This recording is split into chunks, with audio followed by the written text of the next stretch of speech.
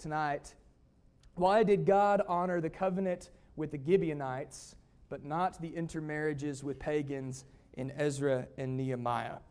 This is a great question. Comes from one of our high schoolers, actually, which is encouraging to see the level that they are thinking on. And this one took me a while to think about. I hope that I have an answer that makes sense, but I'm definitely willing to talk about it if anybody has any other ideas. Let's start by considering Israel's history during the invasion and conquest of Canaan. We kind of have to zoom out, I think, in order to understand what is going on here. And so we'll be in the book of Joshua. And one of the main themes that you can notice as you read straight through the book of Joshua is that you notice different people's reactions to the same information. Or as Warren likes to say, the same sun that melts the butter hardens the clay. And I think that principle plays an important role in understanding how the Gibeonites fit in to the narrative in the book of Joshua. But in Joshua chapter 2, we meet Rahab, who is a Canaanite prostitute living in the city of Jericho, but she commits treason, basically, against her people in favor of showing allegiance to God and Israel by hiding Hebrew spies from the authorities who came to scope out her city. And she talks to the spies here in Joshua chapter 2, and beginning in verse 10, and says, "We have heard how the Lord dried up the water of the Red Sea for you when you came up out of Egypt, and what you did to the two kings of the Amorites who were on the other side of the Jordan, Sihon and Og, whom you utterly destroyed. And as soon as we heard these things, our hearts melted. Neither did there remain any more courage in anyone because of you. For the Lord your God, He is God, in heaven above and on earth beneath. Now therefore I beg you, swear to me by the Lord, since I have shown you this kindness, that you also will show kindness to my father's house, and give me a true token, and spare my father, my mother, my brothers, my sisters, and all that they have, and deliver our lives from death." If you look at Rahab's attitude as she heard about the deeds of Israel's God, she was not the only Canaanite to have this information. She says that everyone has heard about this, and everyone's courage has left them because of this information. But she was one of the very few Canaanites who responded to that in this way. And if we were to continue to read in the book of Joshua, we would see that not only was Rahab spared along with her family, but they were grafted into Israel. And in effect, they became Israelites as she was even inserted into the ancestry of Jesus. But this was not the case for most of the people that had the same knowledge as Rahab. In verse 24 of Joshua 2, the spies told Joshua that all of the inhabitants of the country are faint-hearted because of us. But Rahab put her faith and her allegiance with God, while most of her country had the opposite reaction. In Joshua chapter 9, right before we are introduced to the Gibeonites, in verse 1, it says, "It came to pass when all the kings who were on this side of the Jordan, in the hills and in the lowland, and in all the coasts of the great sea toward Lebanon, the Hittite, the Amorite, the Canaanite, the Perizzite, the Hivite, and the Jebusite heard about it, that they gathered together to fight with Joshua and Israel with one accord." And that is the backdrop that we have to contrast against the character of the Gibeonites. When we talk about the Gibeonites, we are talking about a whole group of people that have the faith of Rahab. They are responding to the same information that all of the other Canaanites have in their region. But when the rest of the nation is preparing for war, what the Gibeonites are doing is craftily devising a plan to be at peace with Israel and with Israel's God in the long term.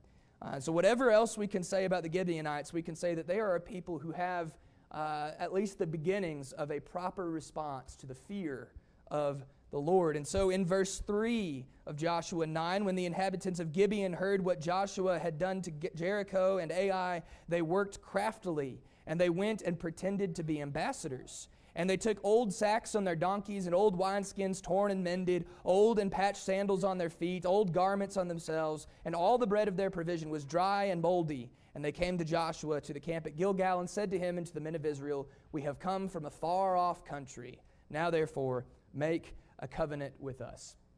Back in Deuteronomy chapter 20 in the law of Moses, Israel was specifically commanded not to make any treaties or covenants with any of the peoples that inhabited the land that they were to conquer, but only to do so with those who were far-off nations like the Gibeonites were claiming to be.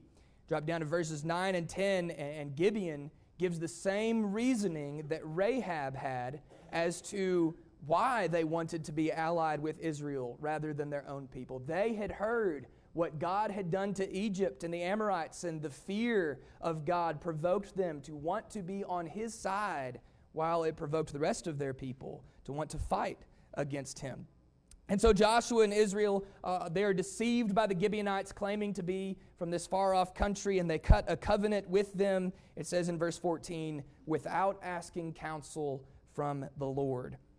And when it was discovered that the Gibeonites actually lived nearby, in verse 18, the people complained against their rulers because they had broken God's command. But in verse 19, the ruler said, "Well, we have sworn to them by the Lord God of Israel. Now, therefore, we may not touch them." And so now we have a difficult situation where there is not a good way out for Israel. They either sin by honoring a covenant with the Canaanites, or they sin by breaking an oath in the name of the Lord. And so, because they did not ask counsel, which I think is probably the main lesson for us, is that we should ask counsel of the Lord before we make any decisions in our lives. But because they did not do that, they have put themselves in an impossible position. And so they decide the best thing to do is to treat Gibeon as the law of Moses said to treat those nations who were afar off, and to make them Israel's slaves. And so in verse 27, it says, "That day Joshua made them the woodcutters and the water carriers for the congregation and for the altar of the Lord in the place which He would choose even to this day." We know that God honored this covenant with the Gibeonites because later on in Israel's history, when King Saul attacked them, God cursed Saul for breaking the oath with the Gibeonites, 2 Samuel chapter 21. And we know that the Gibeonites, just like Rahab, they assimilated into Israelite culture and faithfulness, because when we get to Nehemiah chapter 3, and there's this long list of people that were stacking bricks and rebuilding the wall of Jerusalem, the Gibeonites are right there alongside everyone else hundreds of years later. And I think the key to understanding why God spared them is in Joshua 11 and verses 19 and 20, where it says that there was not a city that made peace with the children of Israel except for the Hivites, the inhabitants of Gibeon. All of the others Israel took in battle, for it was of the Lord to harden their hearts, that they should come against Israel in battle, that He might utterly destroy them, and that they might receive no mercy, but that He might destroy them as the Lord had commanded Moses. All the way back in Genesis 15, when God promised Abraham that his descendants would inherit this land, He told him that would only happen when the time was right. That it would only happen, or it wouldn't happen until God said their iniquity was complete. It wouldn't happen until they were so wicked that it warranted the punishment that Joshua was going to bring on them. And the rest of the nation had hearts that were hardened in reaction to God's will, but the hearts of Gibeon sought peace with Him. However deceptive they were in their efforts to achieve that peace, like Rahab, they simply just did not have the kinds of hearts that God was there to destroy.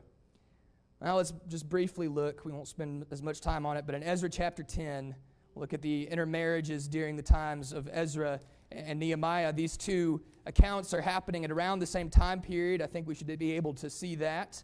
And the main thing I want you to notice is the difference between what these people had done compared to what the Gibeonites were trying to do in their relationship to God.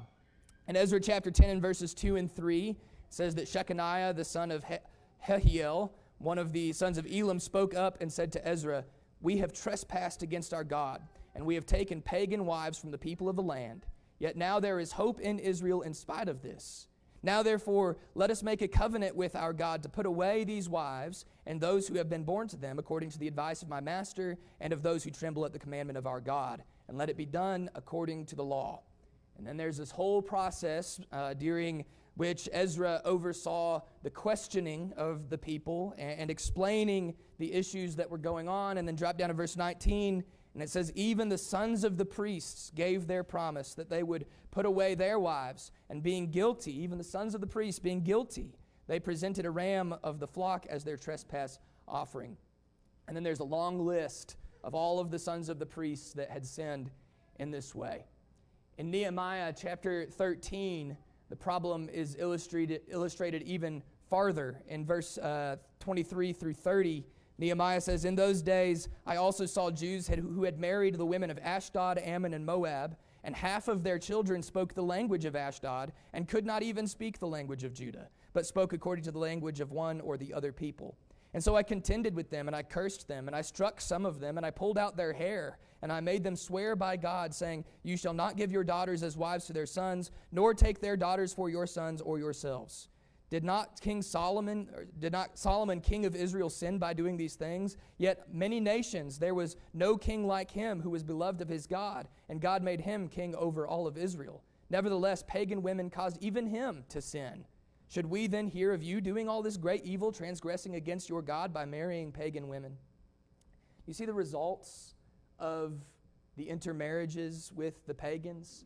Was anybody made righteous as a result of these covenants? Nobody was. Who was made unrighteous by these covenants?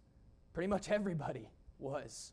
Even the worship of Israel was corrupted because the covenants of the priesthood were defiled by these covenants. The children of Israelites could not even speak their language to learn about the culture that God had intended them to be born into or to learn about God. What about the results of the covenant with the Gibeonites? Israel sinned by making the covenant, and as a result of not asking for God's permission about such an important decision. But Gibeon was brought closer to God because of the covenant. And so rather than corrupting worship to God, Gibeon actually served in the worship to God because they became slaves of Israel's God. And they became the woodcutters and the water carriers to the altar. What happened to the Gibeonites' children? Intermarrying with the pagans led to generational apostasy. But the covenant with the Gibeonites led to their generations being faithful to God even as far as the time of Nehemiah 800 years later.